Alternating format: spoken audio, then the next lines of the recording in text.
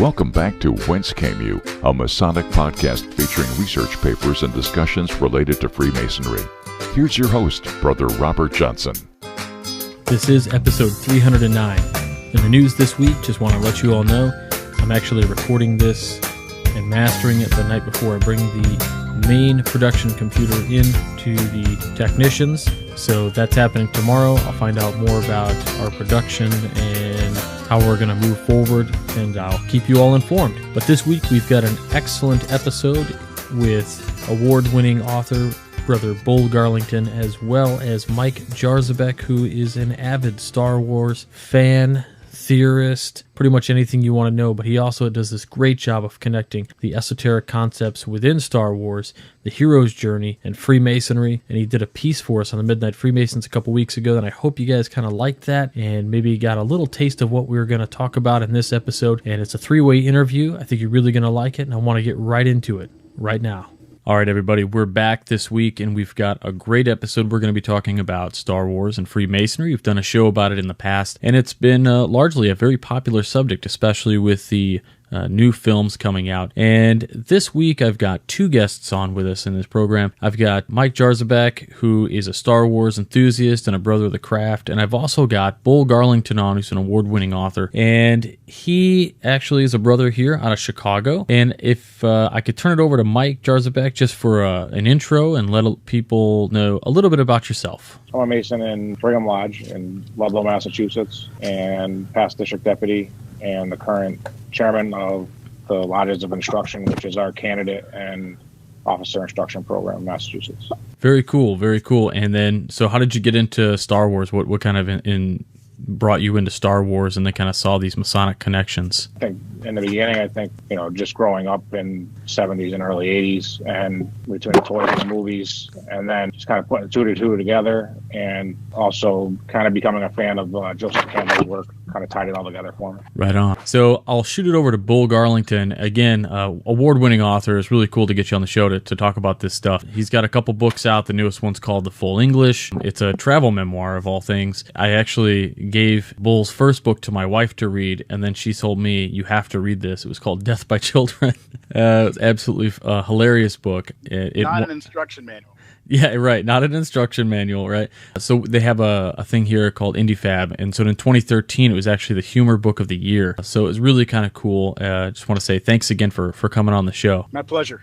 He's also a past master as well of Kelvin Park Willing Masonic Lodge 1075. And he does a lot of great talks around the Chicago area, northern area of Illinois. So if you guys actually get a chance, get a hold of Bull. We'll put all of his contact info and how you can get a hold of his books and whatnot in our show notes. But the reason I asked Bull on the show was because he actually does a presentation, and I asked him, can you do the presentation on the show? And he said, nah, it doesn't really work that way. But nonetheless, I think it would be really cool. I thought it was going to be really cool to get him on the program, share what he can with it. So I guess we'll just jump right into it. Bull, can you tell us a little bit about the presentation that you do so that we kind of get an idea of where you come from? Sure. First of all, even though I'm known as a humorist, I'm kind of more of a generalist, so I've had short stories published in literary magazines, and I've had articles published all over different magazines and such, and the lens through which I kind of view the world is the lens of story. And so I'm always looking at things with story in mind. It's how I explain the world to myself. And so I was, of course, Joseph Campbell's hero journey, the heroic cycle that he kind of established, something that's always been a big part of my point of view. And he established this in his book, The Hero with a Thousand Faces. It's called also the monomyth. And I saw that, and I immediately realized that kind of sounds like what we do in Freemasonry through the 3 degrees. And so I sat down and I tried to lay the template of Freemasonry's journey over the template of the hero's journey by Joseph Campbell, and I realized that they synced together almost perfectly. And so when I saw that, I thought, wow, this is a great way for people to understand the kind of the enduring power of Freemasonry and of initiatory societies in general. And so that's kind of what got me into it. And then the hero cycle is pretty commonly explained in high schools and in colleges using movies, and for a long time they were using Star Wars. Lately they've kind of moved over to the Matrix. Right. But Star Wars, George Lucas says this up front. He goes, he wrote this movie to follow the heroic journey.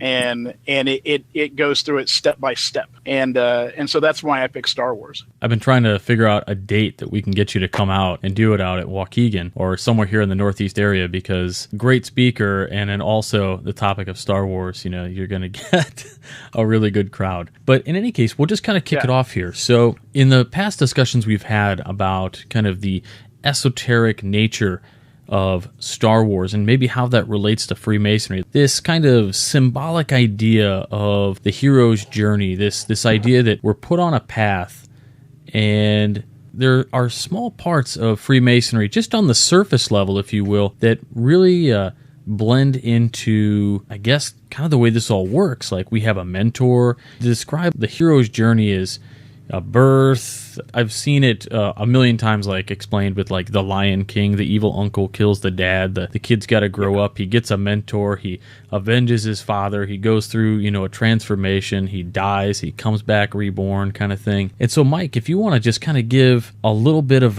maybe a primer to start us off, to dive into some areas of this. Totally agree with Bull as far as the Joseph Campbell parallels.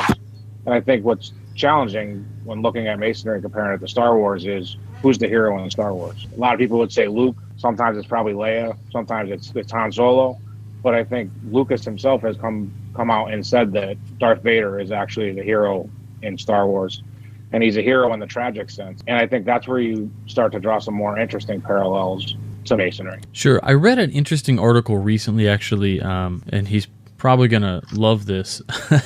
There was a really great article about Star Wars and how maybe Vader is the hero in this journey, right? But it starts with Anakin. And he kind of talks about how maybe when Anakin, this dying of his, that in the end of the last, spoiler alert, right? Darth Vader dies, episode 6. He gets burned. Wait, what? Yeah.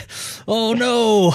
So he dies, right? They burn his body. And in this one really interesting article, he actually talked about the possibility of, because Anakin is immaculately conceived, supposedly, right, that the good side and the bad side actually, separate and go back into the universe and come back in, and maybe like the dark side is Snoke and maybe the light side is Rey. He goes into kind of this really interesting parallel. I'm curious if either one of you have some thoughts on maybe this kind of transformation process, or even going from Anakin to Vader. Like, how do we see that as a transformative process, either symbolically, esoterically, that can relate to Freemasonry somehow? How much can I talk about in terms of Masonry? You can talk about Masonry as much as you want. Now, I will say that our audience is largely Masons, but we do have some profane that do listen. So I was going to say that I think in some ways Anakin and Vader, he's a little bit of Theseus' ship, right? Because how much of him is mechanical and how much of him is his human soul? And so I think that's where the interesting part is, who died on the Death Star. They left the body, evidently, although it wasn't maybe that clear, they left the body on the Death Star. They burned his armor on the moon of Endor. So what died? So you're right, and I think the fact that we're seeing the helmet be portrayed as is kind of interesting, and it might play in somewhere in the future. So, Bull, what were you starting to say? Well, now you go back to talking about who's the hero, Luke or Darth Vader or Leia or whatever, and that kind of comes to something that I cover in the talk that I give, and that is there's two ideas inherent in what you're talking about right there. And the first one is that the hero's journey, we all look at it and see it as a circle and as a wheel, but it's not. It's actually a spiral. And so you do the hero's journey more than one time in your life. And so from the point of view of looking at a story, like Star Wars as a story, yeah, it's a circle. But within that, when you're looking at Anakin and you're looking at Darth Vader and you're looking at the progress of that character and that person's life, it's a series of circles. It's a series of heroic journeys. And so as he begins one journey as Anakin and comes to a new understanding, he leaves his ordinary world and goes through the special world and sort of comes back. He's at a new place there. It's not like everything stops. Now there's a new adventure. He keeps going. And so having said that, what I like to say is that really every person in that movie is going through their own heroic journey. And so there's not just one hero in Star Wars. And that's the beautiful thing about it. Luke is a hero. So is Leia. So is Darth Vader. So is Obi-Wan. We focus on Luke's journey as the narrative structure of the film. But Darth Vader he is clearly at some point in his journey as well.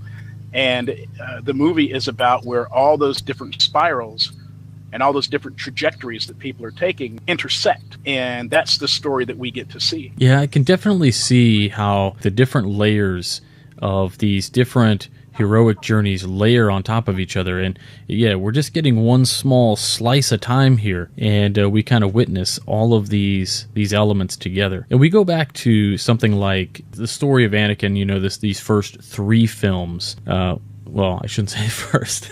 Numerically, the first films, the second set of trilogies that were produced. We look at Anakin Skywalker as this kind of messianic figure, and I see Anakin Skywalker and maybe how that relates to the transformative process from like maybe episode 1 to episode 3, this idea that he becomes Vader. And then when at a point in episode 6, do you guys see him maybe coming back? Is he becoming more human again, coming back into balance? Well, I mean, in his journey, you could look at that as part of as he's going around to the third threshold, and he's had sort of a death moment, and in a way he's going into apotheosis a little bit, which is, I hate to say redemption, but it's very close to that. Right. And I think at that juncture, every hero still has one last decision they get to make, and there's still a possibility of their story branching into a different direction. For the most part, they've completed this journey, but there's still decisions to be made, and there's still opportunities for them to make poor decisions and opportunities to make good decisions. There's also, this is the moment where there's an opportunity to look back on regrets. And I think so. There's a bundle of storytelling going on in that scene where Vader is kind of thinking himself, shoot, maybe I went the wrong way, and he's having a few regrets, and he wants to come back to his more human and more gentle self. And that's a lot to pack into those few moments, but I do think it's kind of there. So Mike, I'd like to turn it over to you for a few minutes and get if you want to bring up some key things that you think make these kind of parallels. I want to give you a few minutes to have the floor and really kind of dive in a little bit. I think along the lines of what Bull was just saying, some of the most interesting parallels are, one, that Vader is buried 3 times. And you talked about his death, but that's really, I mean, he died as a man, you would think, when Obi-Wan and him get in a fight by the volcano. And he's reborn as an android or part man, part machine. And then he dies again there, and again, he's buried at the Death Star. And then he's also buried on the third moon. But where I find the interesting parallel is that, A, he's a widow's son, in probably the more general sense of, I mean, her husband didn't die, right? But he doesn't have a father, or maybe he did. I don't know if I buy into the messianic piece of, she just says he didn't have a father. Well, does that mean like Dad skipped town? I think that's sloppy storytelling from Lucas. He didn't have it. It is. It's really just Lucas trying to throw in the Osiris thing, the virgin birth that is prevalent in so many different origin myths, not just in the Judeo-Christian one, but in Mithraic and some of the other ones. There's the virgin birth is just common, and I think that was just Lucas throwing that in there because nothing really happens when she says that. No one discusses it. No one's like, "Oh my God, are you serious?" Right. They're just kind of like, "Meh, whatever." And if you didn't get the Osiris reference, then he just keeps on cutting arms and body parts off until you get it. Oh, yeah. Yeah. The Osiris thing works out really well, actually, with Star Wars, but maybe that's another podcast. Yeah, I mean, but we can go into that a little bit, maybe because traditionally, I think the third degree really, as it pertains, there are really some thick Egyptian influences within that third degree. And when we talk, nothing particular about maybe the way Osiris is cut up into pieces or whatever, but, one conjures the image of Obi-Wan Kenobi essentially dismantling Anakin Skywalker by the volcano, telling him, "I loved you. You were my brother." And interestingly enough, Osiris killed by his brother, chopped into pieces, and then what happens? He's buried into a pillar, kind of transformed. There's all kinds of crazy stuff. Well, his wife puts him back together. Right. Yeah. And so, I mean, to me, that's one of the earlier analogies for personal transformation and transmutation. I like the word transmutation. In order for you to move, I mean, they use morphology because that's how people understand things. It's a really clear and definitive metaphor for this thing. And that's the beautiful thing about story, and the beautiful thing about the heroic journey is story, like symbols, is a great way to pack a lot of information into a small space. And when you tell the story and people experience you telling that story, they're unpacking all that information. That's why myths are enduring. And so with the Osiris thing, to me, what you have there is one of the earlier examples of teachers and leaders trying to give people an idea that they need to, in order for them to progress and to grow, they have to sort of kill their old selves, and they have to dismantle their current vehicle, so to speak. You have to take yourself apart in order to be put back together again for the next stage. And so there's that whole transformative thing, that whole transmutation thing, where you go from chrysalis to butterfly, and so I think that's what the Osiris myth is.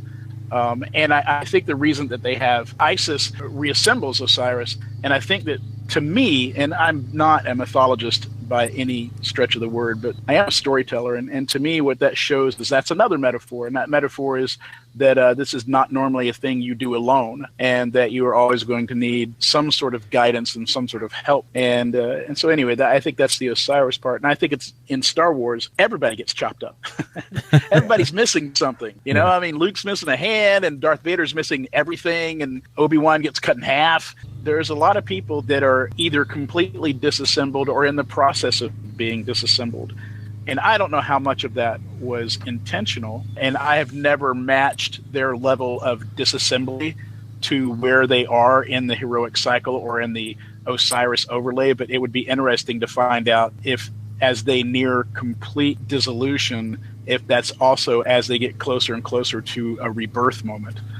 That would be a very cool thing to learn. Well, I think, too, that they preface all of that by making both Luke and Anakin are masters at putting droids back together, right? They're like master mechanics or master craftsmen. And so all of that kind of has some foreshadowing in that, putting them in that Osiris role. Man, I never thought of that. That's awesome. Yeah, very, very cool. Yeah, like foreshadowing. And what's interesting is another parallel of the craftsman is that Lucas is on record as saying that that the word Vader means father. And some people think that he's full of it and that he made it up later because it is in I forget what language, but it translates to father. But people also say that the word Abiff translates to father. So they share that parallel as well. Well, when it comes to things like that, I'm a firm believer in timelessness with mythology and sort of the principle of accumulative math in there. So, I mean, it doesn't matter if Lucas added that later. His myth is constantly being revealed. And if later he says, no, that means father, I don't think anybody should be able to argue with that. It's when you zoom out and look at this thing from a broader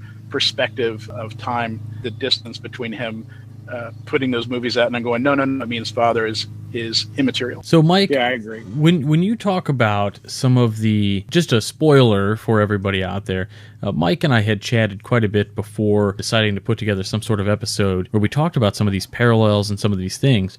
Mike's actually gone pretty deep into some of your stuff. Mike, if you could share maybe one or two of the strongest kind of things that you found where you think they're maybe a little bit mind-blowing for people if they were to be able to make these connections. So I think the thing that I've been dwelling on in the research right now is I see strong parallels between the Death Star and the Temple, the unfinished Temple, especially the second Death Star, which Darth Vader gets put in charge of halfway through its construction. First obvious parallel there is the fact that it has a point within a circle on it, which someone could say that that's just graphical or whatever, but I'm not really a believer in that. I'm more a believer in Plato's forms, and I think that everything has an illusion back, that whether Lucas even knew about it or not is, to Bull's point, immaterial, because in that creative process, he kind of brought that along. But one of the cool things is that the Death Star is powered by ion, and the ion thing is kind of interesting. I mean, Michael Faraday coined the term in the 1800s, but it goes back